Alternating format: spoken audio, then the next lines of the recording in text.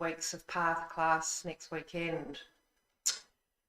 So the first few pages of the new chapter that we're covering is suffering, and this introduces in the medium scope, and this introduces lots of new food for thought and some very pivotal concepts. So I will introduce the subject and Martin will go into it in more depth and detail next week. So it's a very important part of Buddhist understanding and Buddhist philosophies. So that is a well thing to do, is to have a couple of explorations and perhaps slightly different perspectives and interpretations of the topic to consider it in a deep way, because it is quite critical in terms of setting up a really good path to enlightenment and medium scope, but also a great scope practice. So we'll begin with our prayers, and we do the prayers, start with the prayers on page 19, and we'll do them in Tibetan and English. Tompa Tomdande Jinjik Shekpa Drachampa Yangdapa Zope Sange Ripada Jatudan Pa Dewa Shekpa Jiktin Chempa Shibudoe Kalogawala Nama Paladanikam Ki Tompa Sange Chamdande Pagawa Shakya Topala Chaksalu Cho Dojab Suchi Wu. Teacher Bhagawan Tathagata Arhat, perfectly pure and complete Buddha, all-knowing, having poise, Sagata, apprehender of the world, navigator of beings to be subdued, incomparable, teacher of gods and humans, to the Buddha, the Bhagawan, the glorious conqueror Shakyamuni, we prostrate, make offerings and go for refuge. The refuge and Bodhichitta prayer. Sangichodang Zogichonamla Jangchubadudani Gyapsuchi Dagijin Zogipe Sonamji Drola Panchizange Drupaju. To the Buddha, Dhamma and Sangha, I go for refuge until becoming enlightened. Through the merit of my generosity and so on, may I achieve Buddhahood to benefit all beings. To the Buddha, Dhamma and Sangha, I go for refuge until becoming enlightened. Through the merit of my generosity and so on, may I achieve Buddhahood to benefit all beings. Then the short mandala offering. Saji Poji Jujin Metodram Rirab Lingjinide Gyanpari Sangye Jenduminte Olwaji Drukken Nandak Jinla Chopaju. This ground anointed with perfume and strewn with flowers. Mount Meru, the 4 continents, adorned with sun and moon, imagined as a Buddha land and offered thus. May all beings enjoy such pure lands. Then the prayers of the lineage gurus on page 23 in English. body born from a million magnificent, excellent virtues, speech fulfilling the hopes of infinite beings, a mind that sees all objects of knowledge precisely, I bow my head to the chief among the Shakyas, supreme sons of the incomparable teacher, carrying the load of all the conqueror's deeds, by their emanations appearing in countless realms. I prostrate to Maitreya and Manjushri. The mother of conquerors is difficult to fathom. The precise thought is in commentaries written by Jambudvipa's ornaments, Nagarjuna and Asanga. I prostrate at the feet of those most renowned in the three realms. From these two great chariots come the excellent lineages of the paths of profound view and vast deeds. Their essential points gathered thoroughly and without fault. Prostration to the lamp holding this treasury of instruction. Giving explanation through compassion by seeing precisely and completely the essential points of all paths of Sutra and Tantra. Holder of the conqueror's entire holy Dharma, prostrations to the glorious Losang Drakpa. I, seeing all the infinite teachings, supreme way of crossing for those entering the journey to liberation, moved by compassion to deeds skilled in method, prostrations to the spiritual masters who make everything clear. And then the great treasury of excellence, the prayer of the path to enlightenment composed by the unequalled second Buddha, Jetsun Tsongkhapa. And we do that in English and it's on page 27. The kind master is the basis of all qualities and proper reliance is the root of the path. By seeing this excellence and through much striving, bestow blessings to be devoted with great respect. This gentle supportive freedom obtained this one time is most difficult to achieve. Knowing its great value gives rise to a mind seizing its essence constantly, day and night. Bestow blessings to generate this continuum unceasingly.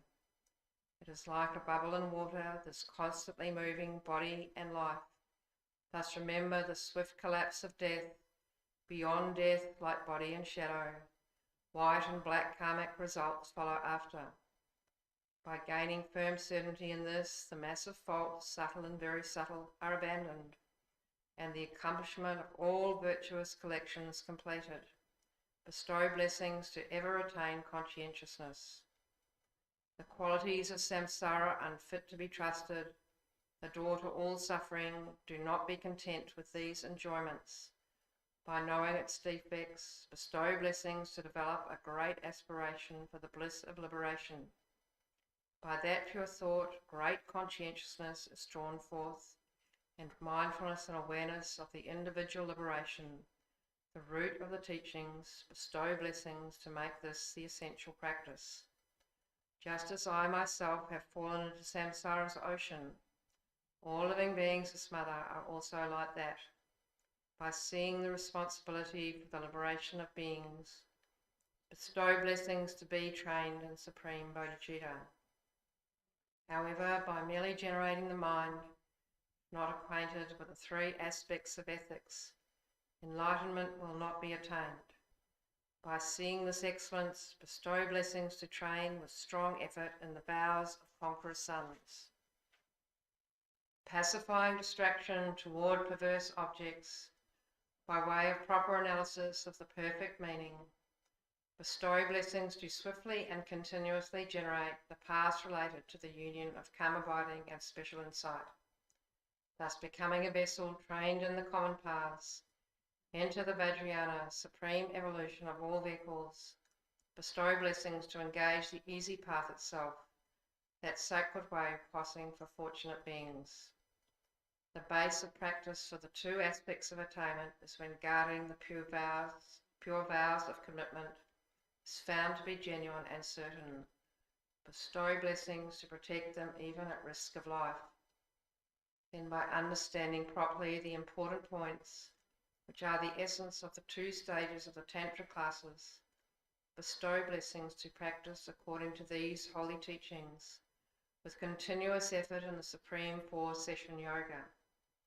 Like that, may the spiritual friend revealing the gentle path and the friends of proper practice stand firm.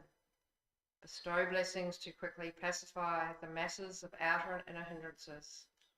And all rebirths may never be parted from perfect gurus, and the enjoyment of the glorious Dhamma, by utterly completing all qualities, paths and grounds, may I quickly achieve the state of Vajradhara.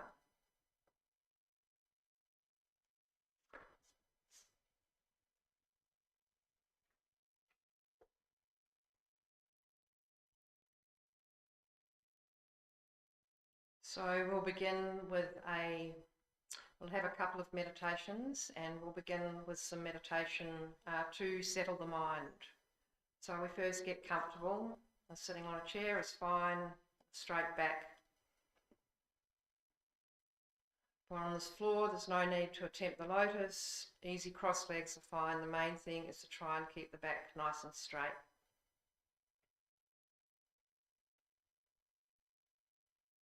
So before commencing our day, or as soon as we get up, or any meditation, we can spend some time thinking about why we are doing this meditation, or this reading or practice, establishing a positive motivation for doing so. We generate the wish to use the positive mental qualities we develop in this session to benefit ourselves, reduce suffering, and extend that to our families and our friends, our work colleagues, people in other parts of Australia, other parts of the world, and all other living beings.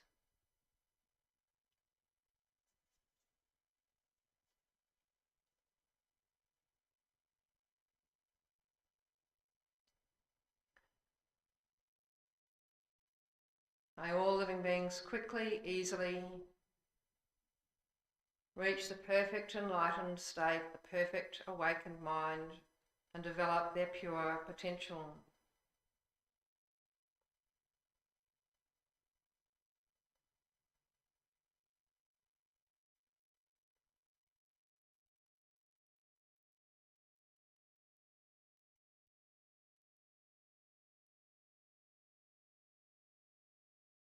With a good motivation,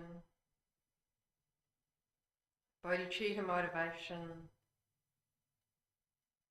we can accumulate merit and improve our compassion, our energy, our patience, concentration and wisdom and so on continuously throughout the day.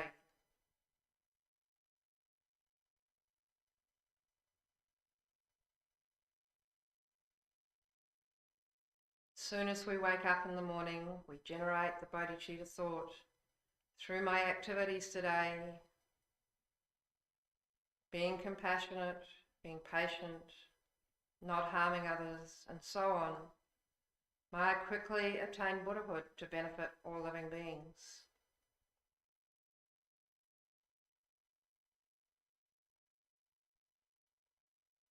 By sustaining my life, my health, my energy, with good food, may I continuously work for all living beings and attain Buddhahood. As we travel to work or activities, we may encounter many other different living beings. Think about birds, generate compassion, thinking about their suffering of the heat and cold, their continuous fear or foraging for food. Among the many people we meet, we see all the various forms of delusion and suffering. And these can be our objects of love and compassion and bodhicitta. At work or in other environments, we're patient with us who argue with us.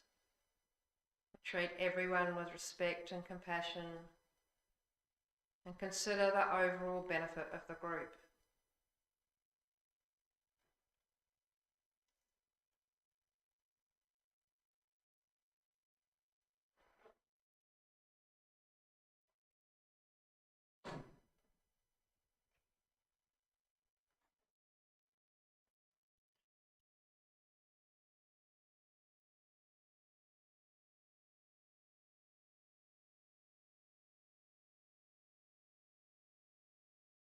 Any circumstances that we encounter are like this.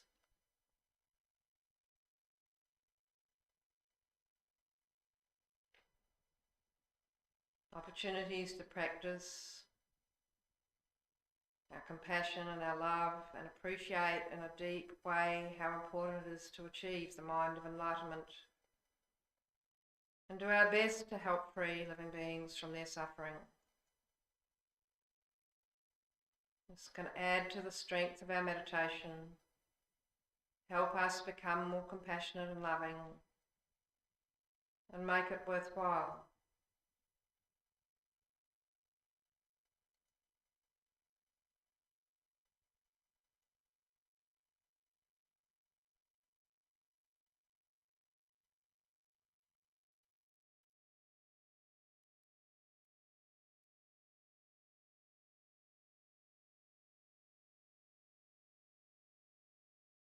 So we start by focusing on our whole body, bringing our mind to this present moment and just here experiencing our presence and our attention on the body, letting our attention rest here.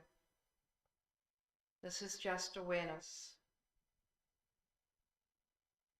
not clinging to things that we like, not pushing away things we don't like, just being at ease in this moment, as it is.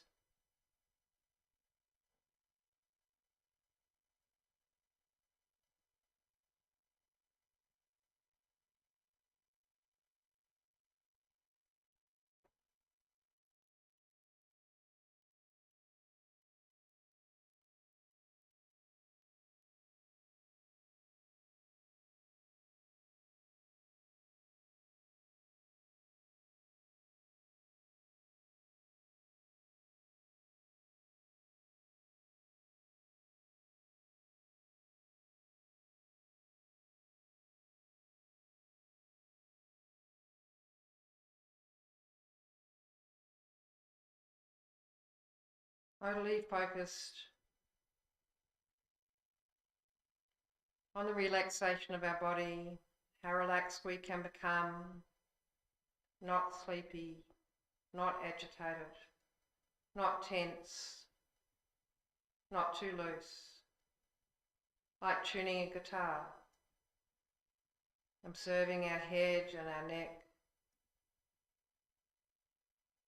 releasing the tension, our shoulders, our arms and our hands,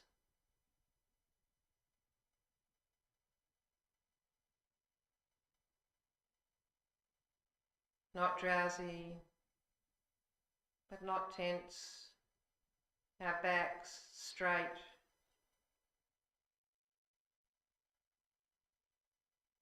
muscles slightly loosened but not too loose, our chest and our abdomen,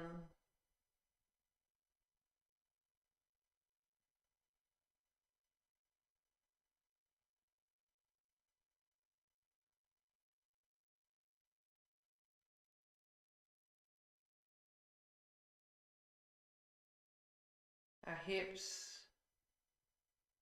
top of our legs, our calves. Observe any tension, release it. And same with our feet and our toes.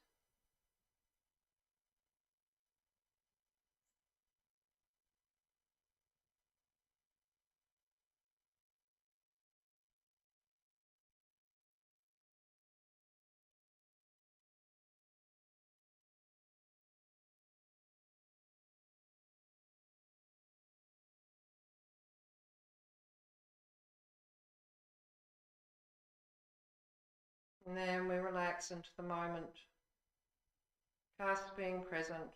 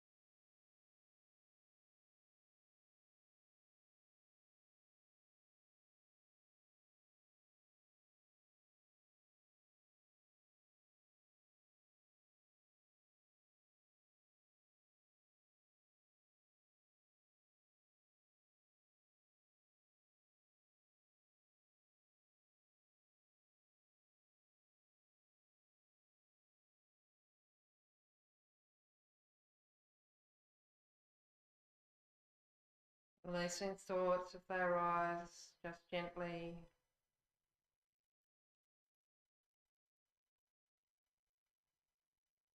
Releasing any tension that might arise, just gently. Returning our focus to this moment.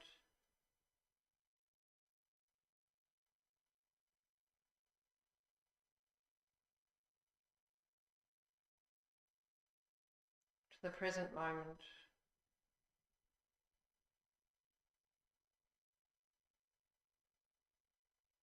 Where we are neither tense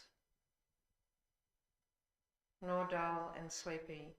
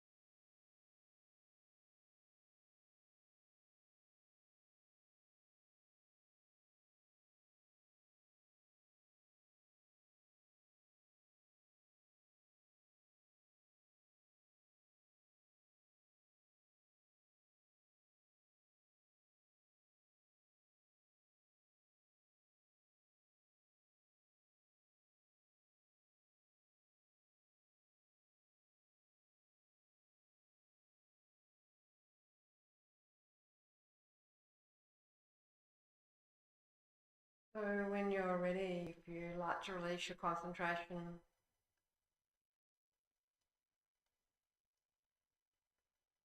so today we'll begin to explore chapter 13 on page 389. As I mentioned earlier, this is a very deep and profound topic, and it is worth spending some time investigating this section of the book very thoroughly, and so I will make some comments today, and Martin will take it to also explore it again next week, and particularly today I'll focus on why the Buddha taught suffering first. Martin will explore that in more detail, and then he will begin to go through the actual meditation on suffering next week. So today, as I said, we'll look at why the Buddha taught suffering first. We'll take a closer look at suffering might be useful in our modern world, and we'll do a meditation on suffering and compassion, focused on compassion, and also bring in an aspect of the aspects of suffering, because they're very closely linked naturally, those two topics. So the Buddha taught that the best way to fix our problems is to change our approach, and gaining the steadiness of a giant ocean liner which might be experiencing so many different conditions, from very calm still waters to the massive waves of a giant storm. So that is where we need to bring our mind to, and that is how we can actually deal with the problems, because he explained that it was really difficult and impossible, in fact, to fix everything or change others or to stop occurrences in our lives. It's impossible to stop difficult events happening, but it is possible to cope with them very differently.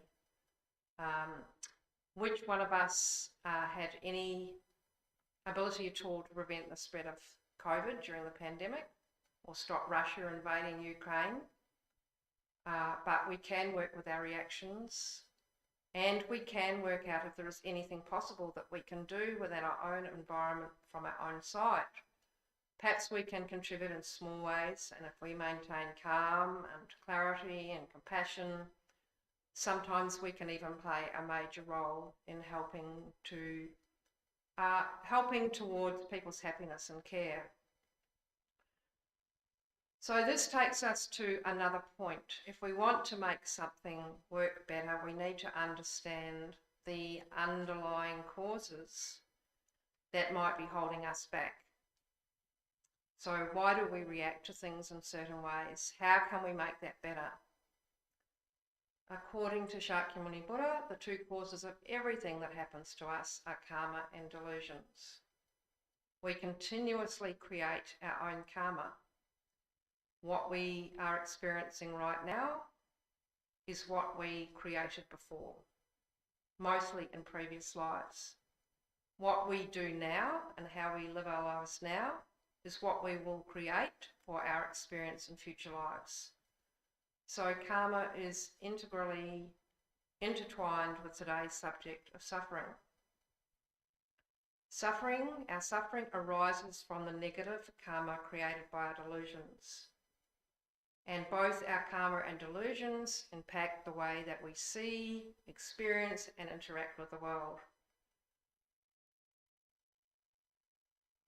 So to free ourselves from the suffering of cyclic existence, when all of our karma and delusions are exhausted, is a highly beneficial goal and an absolute necessity if our goal is to reach an enlightened state or a fully awakened state. So the exhaustion of all of our negative karma and delusions naturally leads us to explore what is actually really happening in our minds and in our mental continuum. So the Four Noble Truths are core to all forms of Buddhism. They are traditionally recognised as the Buddha's first formal teaching. And that is the Four Noble Truths: the truth of suffering, the true cause, the cessation, and the true path. And their supports to us to understand and end our suffering. So in very, very, very simple terms, suffering exists, it has a cause, it has an end to the suffering that is possible, and there is a clear method to bring about the end of the suffering. And they're laid out, these Four Noble Truths, like an analysis or a diagnosis. So there's the symptoms, the causes, the possibility of healing, and a medicinal path, which is, in our case, the path to enlightenment. So why the Buddha taught suffering first? So Geshe Loden teaches in the Path to Enlightenment in Tibetan Buddhism that there are special reasons for the order that the Buddha taught true suffering, true cause, true cessation, and true path.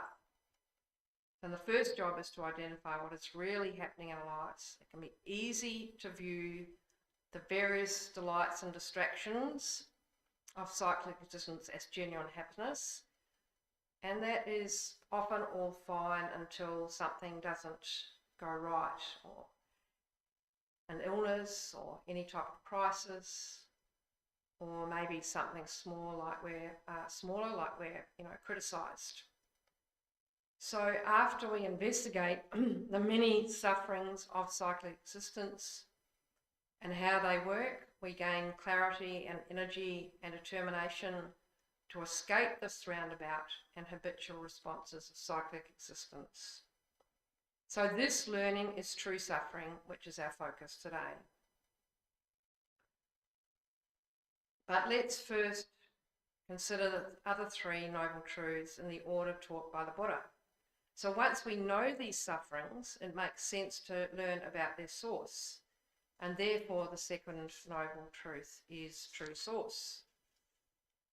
And during our investigations, we learn that suffering comes from contaminated karma.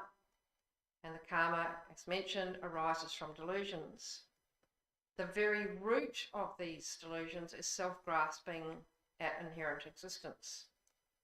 And this is a very big topic and needs a lot of explanation, but this is a quotation from Geshe Loden, which is very valuable to take some time to contemplate. The root of these delusions is self-grasping, and by knowing this, you will understand the true source.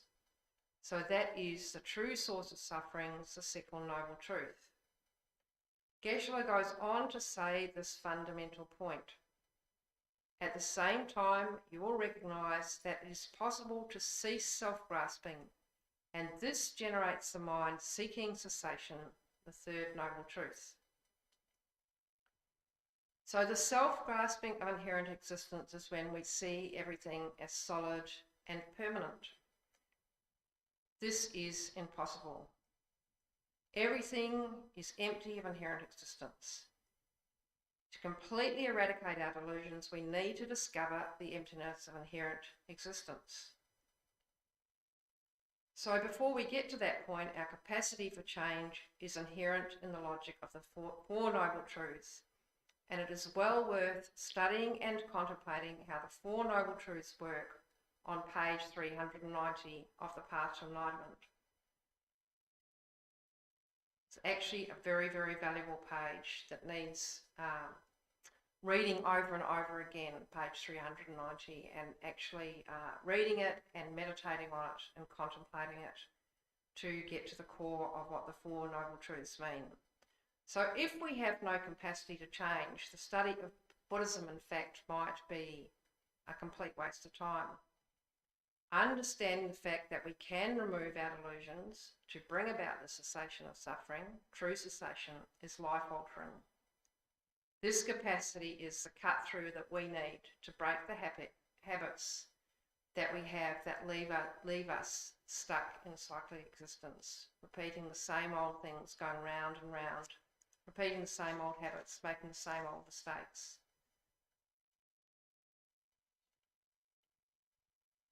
So when we've developed this interest in breaking through our worst habitual responses, instigating this sensation, the cessation, we will investigate the path, and that will take us to the fourth of the Noble Truths. And the true path is taught last. So from a Dharma perspective, a clear, deep understanding of the Four Noble Truths and their component parts, such as the truth of suffering, can drive our Dharma practice like trying to escape a house on fire. It's a very, very important aspect of our Dharma study, and why these few pages here, these 3 or 4 pages here, I think it's 389 through to, in fact, probably the whole chapter, but certainly 389 through to 393 are really fundamental to setting us up, both in the medium scope, which we're studying now, and also for the great scope, is to get a really, really good grip on this subject too, that then sets us up for the great scope teachings. So why a close look at suffering might be useful in our modern world.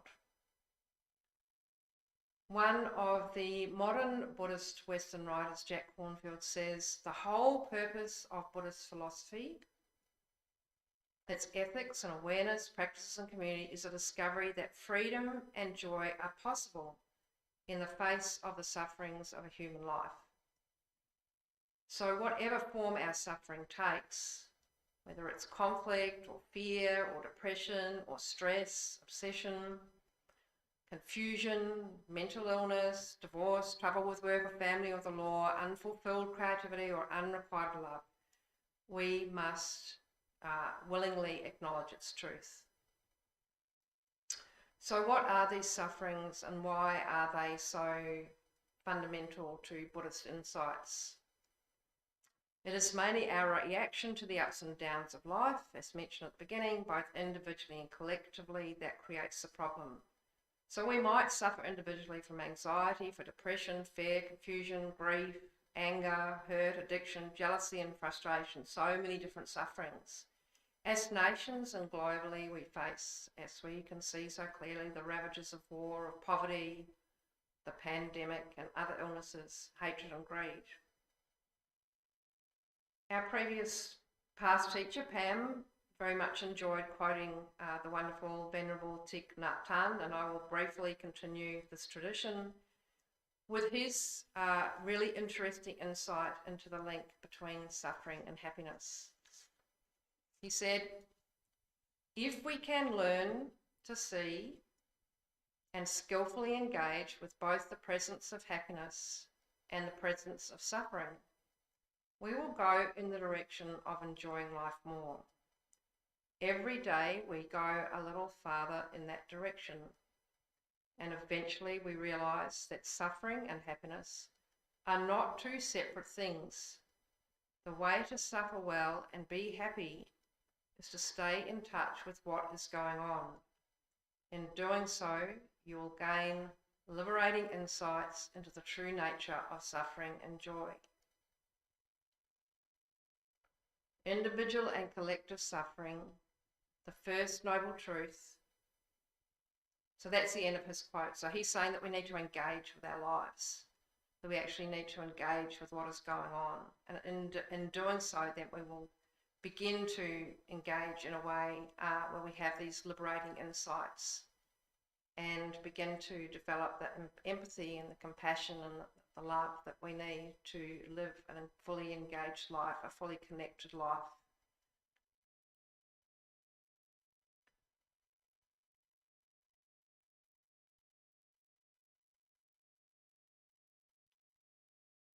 So therefore, individual and collective suffering, the first noble truth, is what we are called upon to understand and transform our experience of suffering. So Geshe goes on to explain there are 8, 6 and 3 sufferings, and then the individual sufferings, and next week Martin will begin to explore some of the sufferings in more depth. Just thought,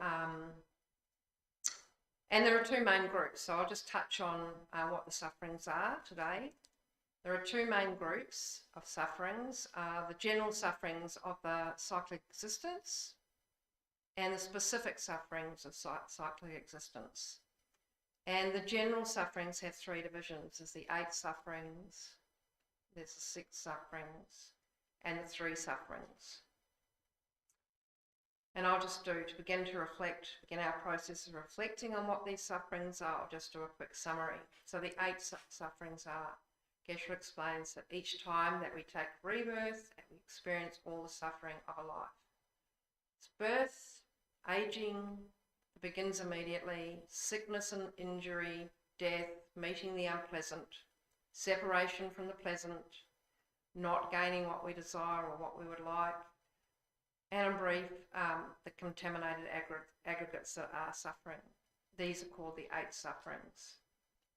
Then there's the 6 sufferings.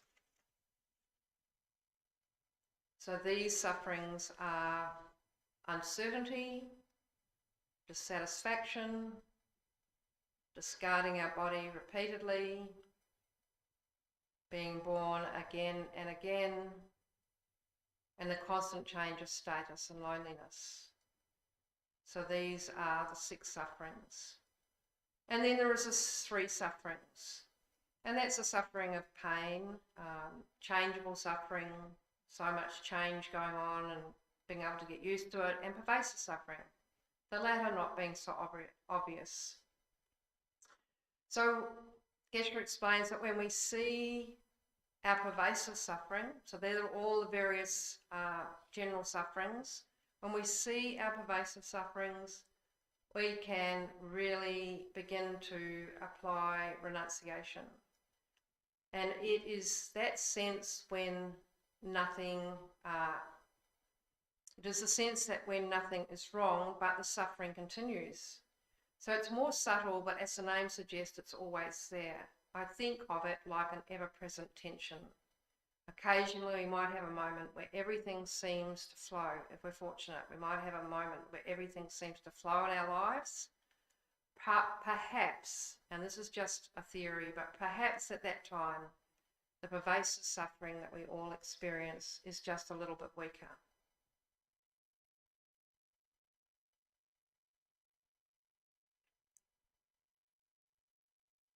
So the other really important concept that is raised in those 3 or 4 pages is renunciation. And to purely aspire to and practice the path to liberation requires the renunciation of suffering. And without renunciation of suffering, we are unable to develop higher realizations. That's whether we are practitioners of the medium scope or those who choose to go on and practice the great scope and develop the supreme motivation for the benefit of all living beings. So renunciation of suffering is the correct basis, Geshe explains, for purely generating the attitude underlying the great scope, the mind of enlightenment or bodhicitta. So what renunciation means is to abandon or give up. From Geshe Loden's past text on page 391, the renunciation, the reason that the Buddha first taught about suffering is that it's necessary to realise true suffering at its source, to be able to generate renunciation and purely practice the path to liberation. So this renunciation, the renunciation that is spoken of in Buddhist practice, is renouncing suffering. That is giving up cyclic existence, the suffering of cyclic existence, by renouncing its causes. Therefore, recognising and renouncing our suffering is a core practice and a very important practice. So Geshe gives the example of the God realms where, for example, gods are so engrossed with their own pleasures resulting from their good karma that they have no way of developing this renunciation. They don't see the suffering. They don't see any suffering. They're very busy. And sometimes that happens in the human realm as well. We can think about people who are swimming in money and fame, who are so busy with their enjoyment of their lives that their interest in spiritual practice or the science of the mind is often minimal, if any. So renunciation is an essential part of a medium scope practice where we work to overcome cyclic existence. It's also very important and essential in the great scope practices that we will study later. The great scope practices of great love and great compassion and bodhicitta and the six perfections. So renunciation of suffering, bodhicitta and wisdom are in fact the three principal paths leading to the attainment of Buddhahood. They're absolutely foundational. They actually constitute, and this is why these pages are so important, they actually constitute the essence of Buddhist teachings. So we need to have the renunciation of suffering. It actually underpins the development of wisdom and bodhicitta.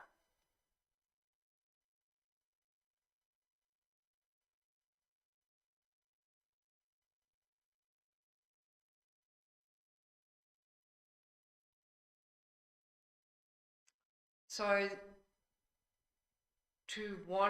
we must know, if we want to progress on the path, we must know, that's our choice, we must know the suffering of cyclic existence to do the following, to want to remove it. So when we know the suffering of cyclic existence clearly, then we will want to remove it. We'll also develop renunciation and then take refuge in the three jewels of Buddha, Dharma and Sangha. If we've decided that we will renounce the suffering of cyclic existence, we will then look for the path and the way to overcome cyclic existence.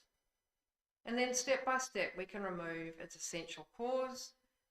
I mentioned before, is the self-grasping at inherent existence, seeing everything as solid and permanent. And when we overcome that, then we are very well positioned to overcome the root delusions and take them out at their cause. And then we must also know the suffering of cyclic existence, to develop compassion for all living beings, because to know suffering is to put us in this perfect position to know what other people and other beings are actually experiencing, and the various sufferings that they experience as well. Not only the general sufferings that I explained before, but then this chapter goes on to explain the various sufferings of individual beings in the different realms, in the desire realms, in the God realms, etc. And so this gives us a really, really wonderful position to really become compassionate and understand what is happening to other beings and what's happening to other people, and to empathise with that, and to feel great love and great compassion and develop the mind of bodhicitta. So therefore, we'll also aspire to attain Buddhahood based on this practice of bodhicitta and the wish to help end everybody's suffering once we have a really good understanding of what these sufferings are, and that we've had the great good fortune to find a path that can take us away from the suffering and to put us in a position to become the best version of ourselves that we can, to be able to help other people overcome their suffering as well. And I also expect there are many other benefits that will arise as we go through this renunciation of suffering. So renunciation of suffering is when we look at these various forms of suffering, like the 8 and the 6 and the 3, and then we think to ourselves, we might come to a point, we might just be looking at one of them, and we might come and think to ourselves as we're thinking about these various sufferings, this is very dull, or this suffering is very dull, this aspect of myself is very dull, the suffering that I'm experiencing is very dull. And perhaps as Geshe used to say, this is rubbish, no good, no good. So it's exemplified by, as in so many Buddhist representations, it's exemplified by the beautiful lotus arising from a muddy pond. And having rejected the suffering, the lotus brings great joy and beauty to all. So there is this muddy pond, it's full of all of the suffering, and then this beautiful lotus arises that just brings happiness and joy, because it has seen the suffering and decided there is another way to approach everything.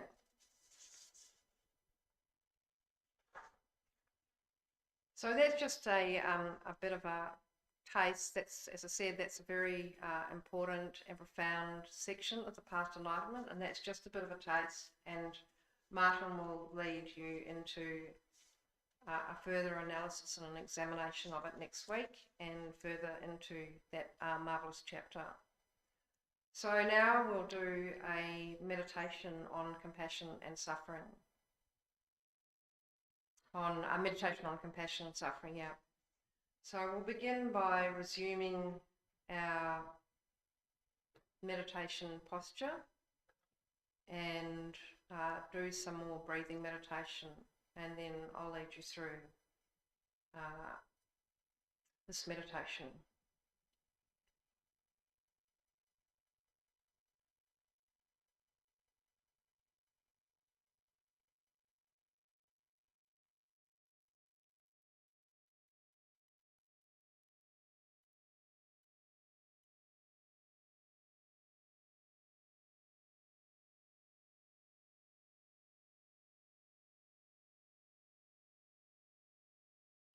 So just make sure our body's again nice and relaxed, and we just settle our mind by focusing on the rising and falling of the breath.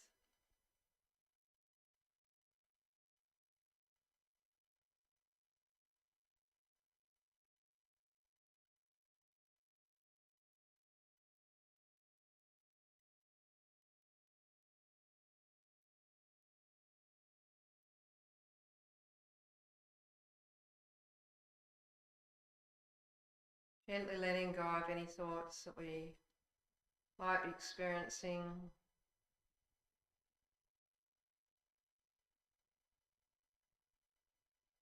Just for this very short while, focusing our attention on the breath, softening the mind.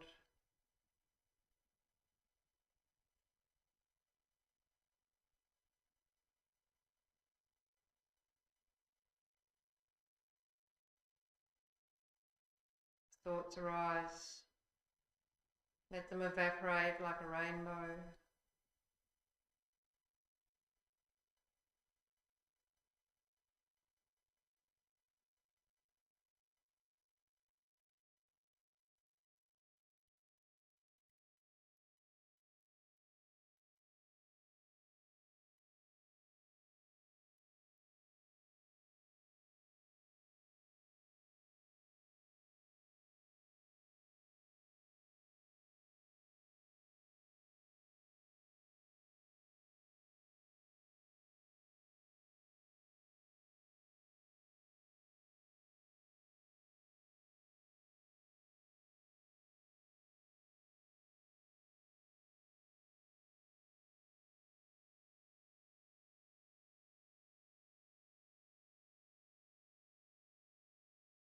Compassion and suffering are naturally linked.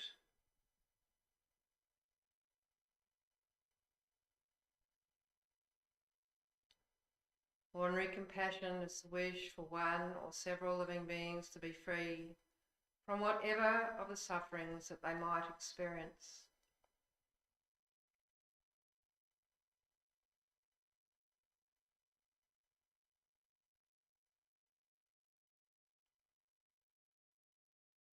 For humans, that might be an illness or a disease, loss of family members, change of circumstances such as business difficulties or job loss,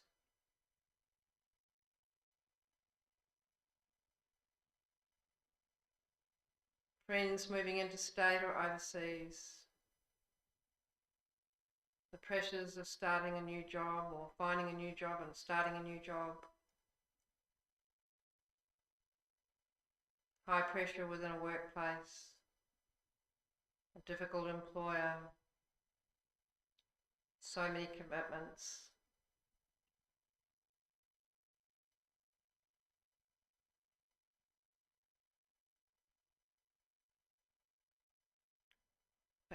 animals and birds and other wildlife. Suffering might be lack of food or drink, fear of other creatures, facing the elements such as wind and cold, rain or heat.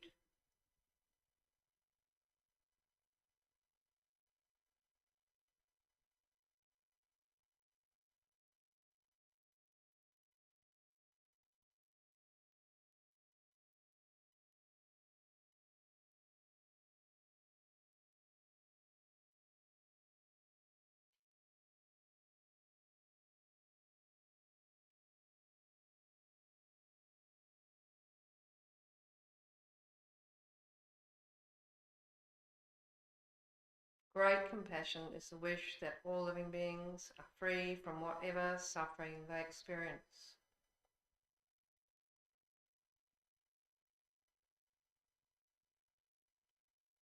We meditate on great compassion by being aware of that suffering,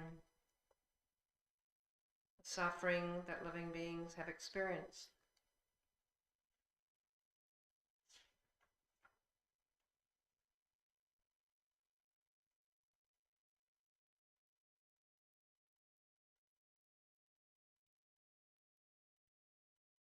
First, we reflect on our own physical and mental situation, suffering such as when we are unwell,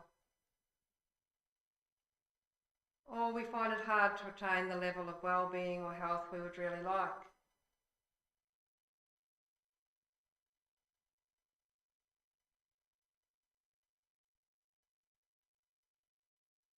Day-to-day aches and pains.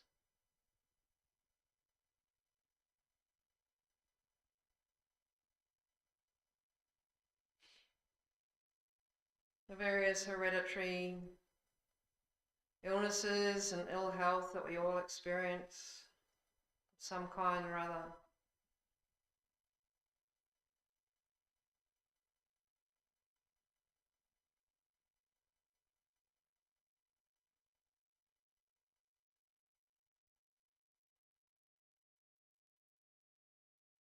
Think about the times when we haven't been able to achieve our precious aims and goals, such as the wish to be successful in our endeavours, the wish for promotion, a wonderful partner, a much needed holiday, a peaceful and trouble-free family life.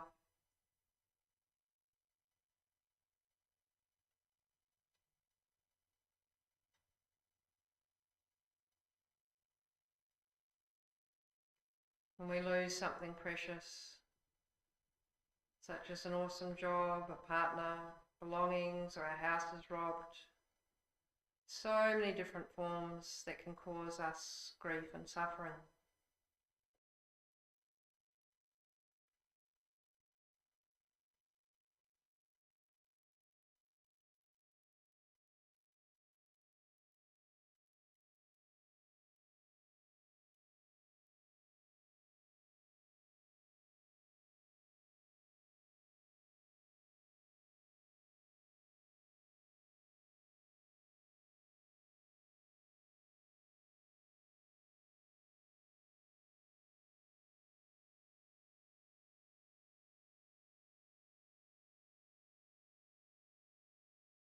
Then we think about the suffering of those closest to us, our family and our friends.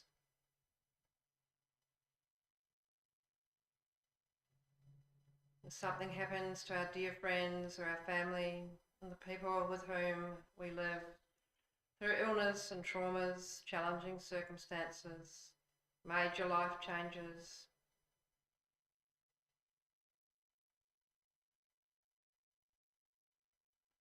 and the associated worry and concern as we navigate the detailed issues with our loved ones.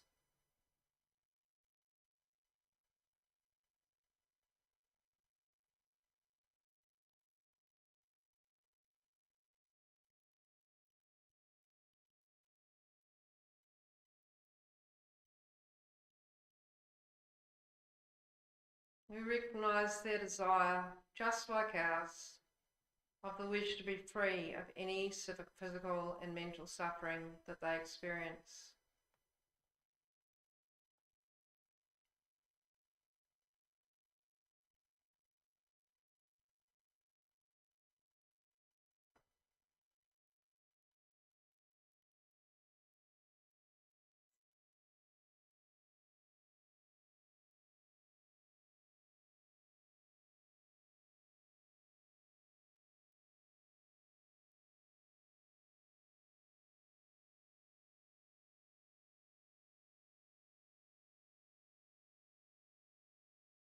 That time when we see this kind of suffering and difficulties that our friends and family, colleagues experience, we might just wish to wave a magic wand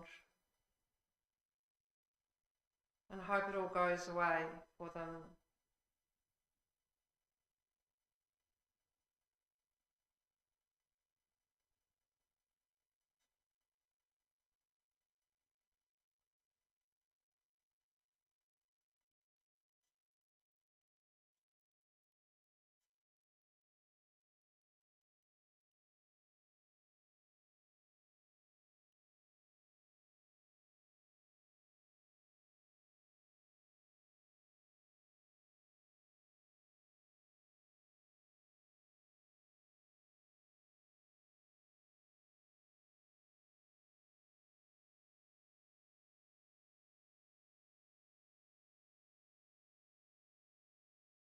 Now we can extend this feeling even to strangers.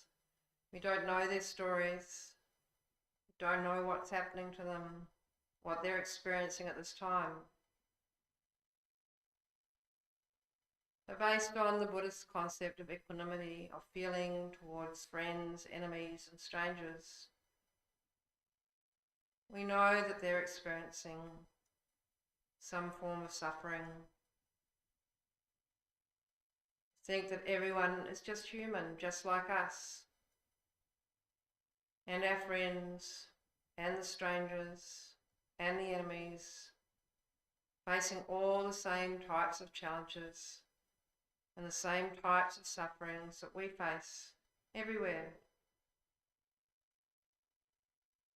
This was so clear during the pandemic. This country after country went through the same thing.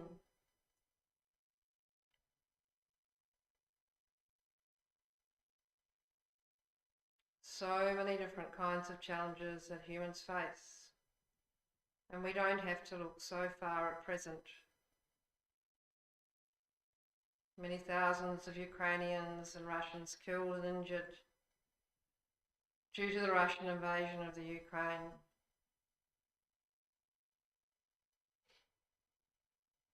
COVID has resulted in around 6.3 million people losing their lives, very conservative estimate across the world.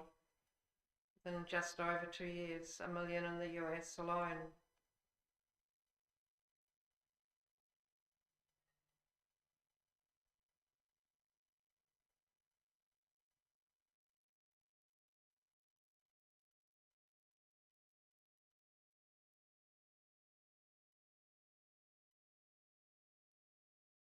Never mind the people who have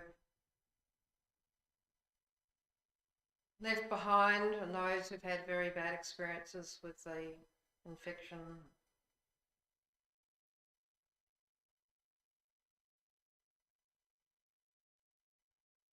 Homelessness is still experienced in all modern cities of the world, including Melbourne, with well over 100,000 currently without shelter on any given night in Australia, and that number growing rapidly since COVID.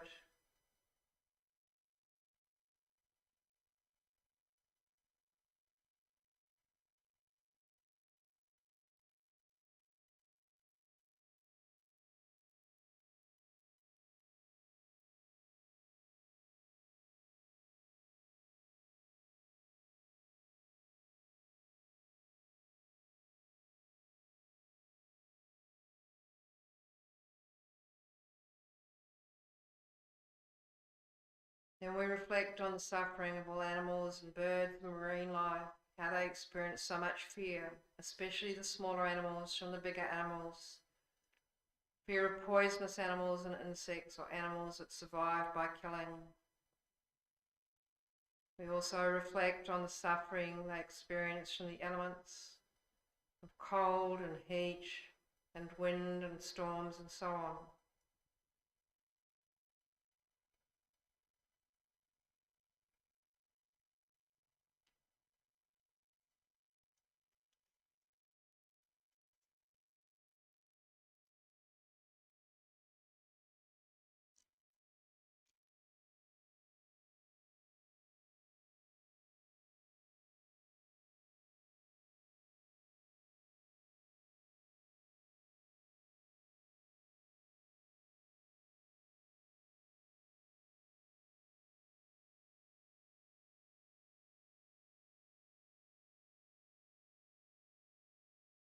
And when the suffering of all beings comes vividly to our minds, the wish for all the suffering to disappear and for them to be free of it will arise.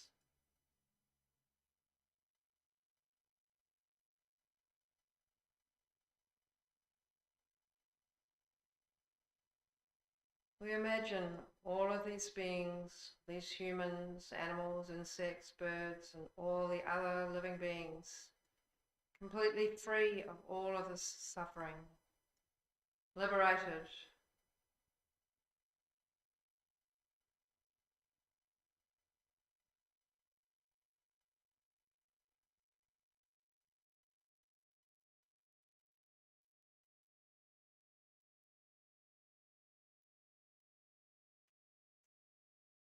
And whatever we can do to help that.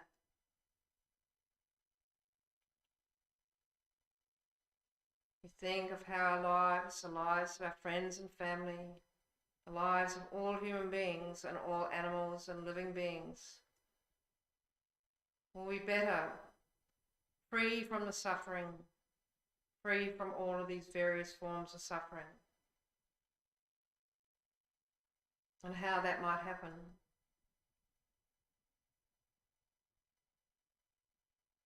This is great compassion, and we can concentrate single-pointedly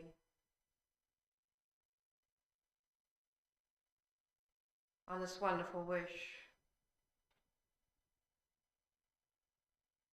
that all living beings are free of suffering.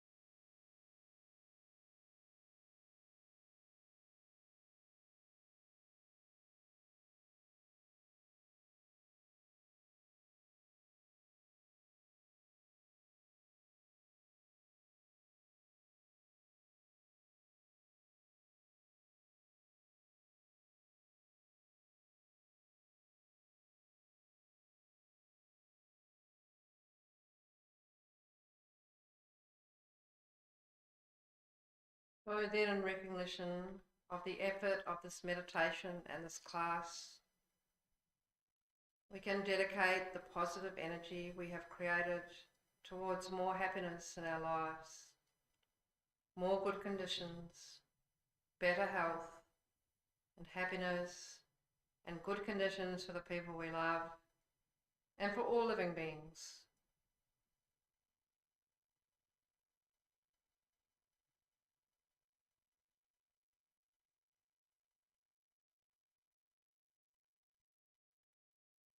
May everyone quickly reach pure, perfect enlightenment.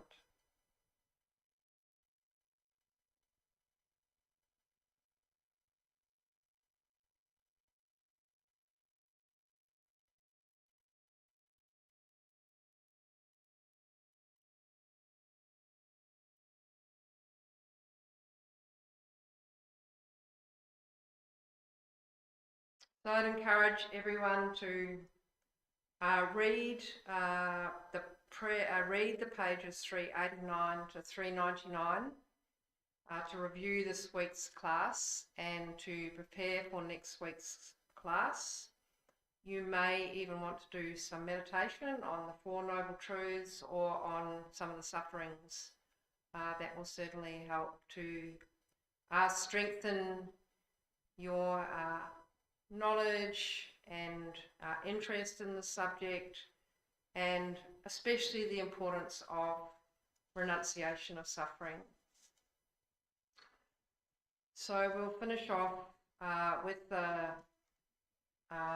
dedication prayers on page 31, I think.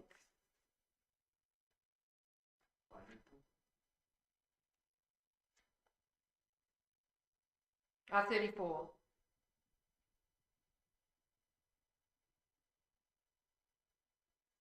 All right, yeah, thank you.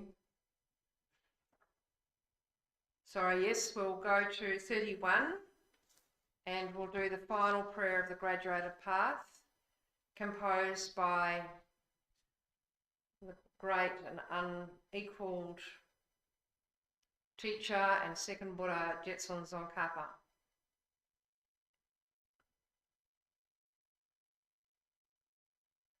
By the two collections, vast of space, amassed with effort for a long time, may I become a chief of conquerors, a guide for all beings whose mind's eye is blinded by ignorance. Also in all lives will not yet come to that. May Manjushri favour me with his compassion. Finding the supreme path, complete with all stages of the teachings, may I please the conquerors by practicing well.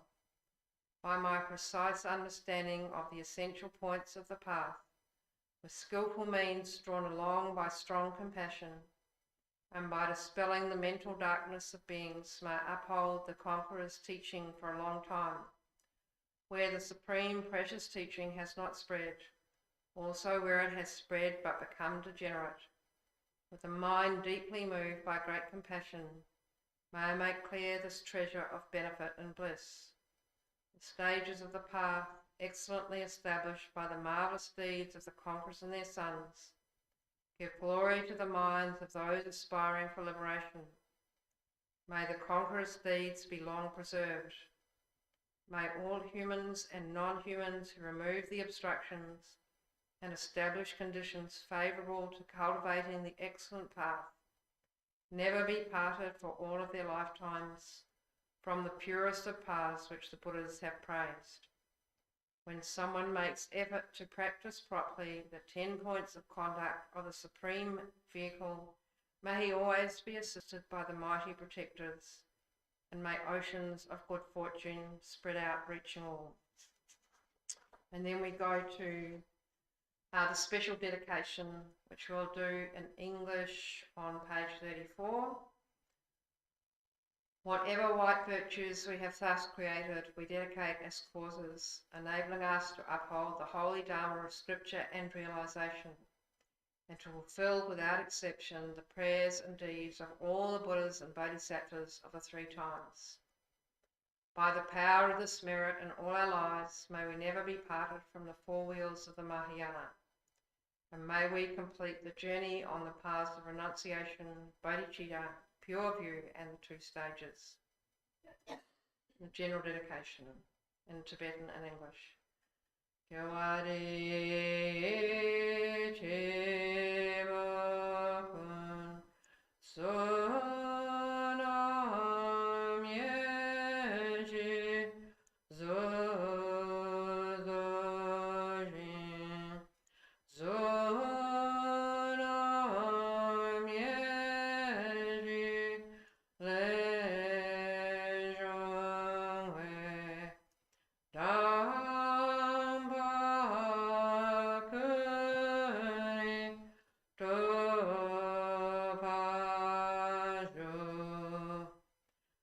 Virtue, may all beings complete the collections of wisdom and merit and attain the two holy bodies arisen from wisdom and merit.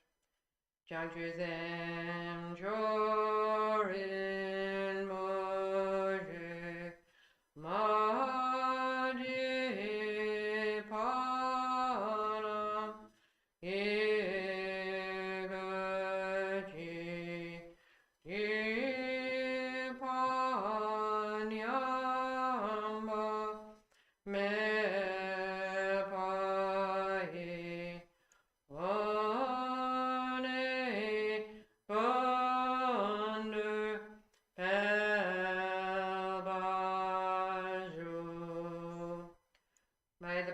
superior mind of enlightenment be generated in those who have not yet generated it, and not decrease in those who have developed it, but increase continuously.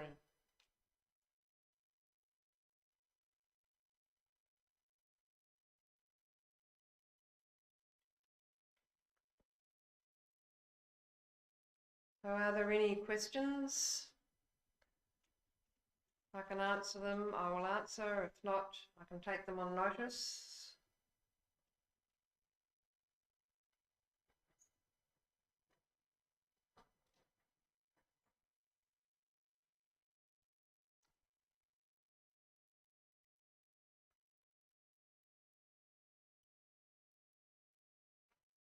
No questions, Malcolm?